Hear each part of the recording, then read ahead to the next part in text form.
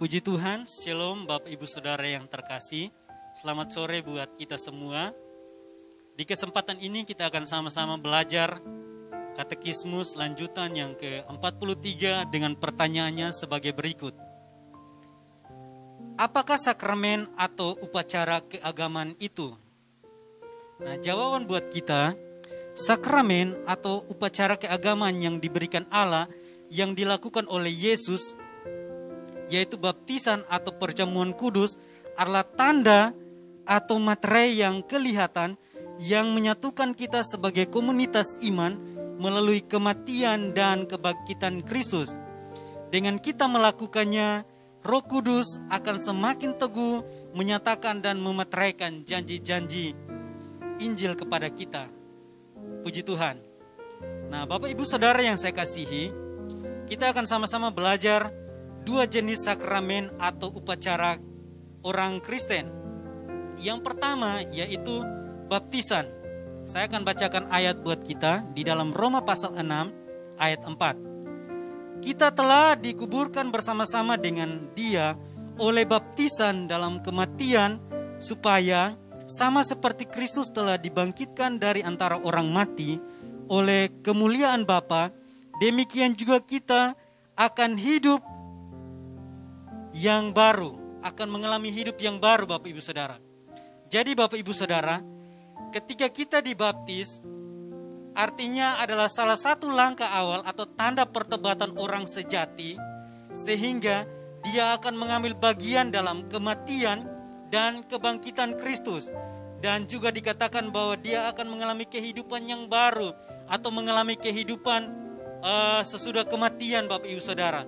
Dan Alkitab menjelaskan bahwa baptisan dilakukan satu kali untuk selama-lamanya sebagai tanda pertobatan.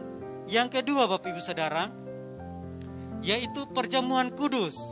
Nah, perjamuan kudus ini dilakukan terus-menerus secara teratur. Kita akan baca ayatnya di dalam Lukas pasal 22 ayat 19 sampai 20. Saya bacakan buat kita. Lalu ia mengambil roti, mengucap syukur, memecah-mecahnya dan memberikannya kepada mereka, katanya, inilah tubuhku yang diserahkan bagi kamu, perbuatlah ini menjadi peringatan akan aku. Demikian juga dibuatnya dengan cawan sesudah makan.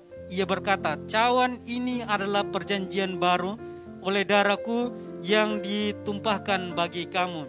Jadi Bapak Ibu Saudara, ketika kita menikmati perjamuan kudus, artinya kita mengambil bagian juga. Kita mengingat pengorbanan Tuhan, karya Tuhan yang sungguh sempurna di kayu salib, dan kita menantikan kedatangan Tuhan yang kali kedua, Bapak Ibu Saudara. Dan yang berikut Bapak Ibu Saudara, baptisan dan perjamuan kudus sama-sama merupakan tanda. Tanda seperti apa? Karena melambangkan berkat keselamatan, pengampunan dosa, menerima Roh Kudus, dan kemampuan untuk bersekutu dengan Yesus Kristus di hadapannya. Puji Tuhan Bapak Ibu Saudara. Yang kedua, sebagai materai. Nah, sebagai materai ini artinya menimbulkan iman, atau bisa dikatakan bahwa kita benar-benar menerima seluruh berkat itu, Bapak Ibu Saudara. Dan yang berikut Bapak Ibu Saudara, baptisan dan perjamuan kudus, kita jangan salah memahami atau salah mempergunakan dengan tujuan yang salah, Bapak Ibu Saudara. Mengapa? Karena seringkali dipakai sebagai jimat atau hari keberuntungan. Dengan kata lain bahwa ketika kita mengikuti sakramen ini, kita lebih baik daripada yang lain. Tidak Bapak Ibu Saudara, tetapi biarlah kita memahami dengan benar supaya kita menjadi anak-anak Tuhan yang dapat melakukan kehendak Tuhan. Puji Tuhan, Tuhan Yesus memberkati kita semua. Amin.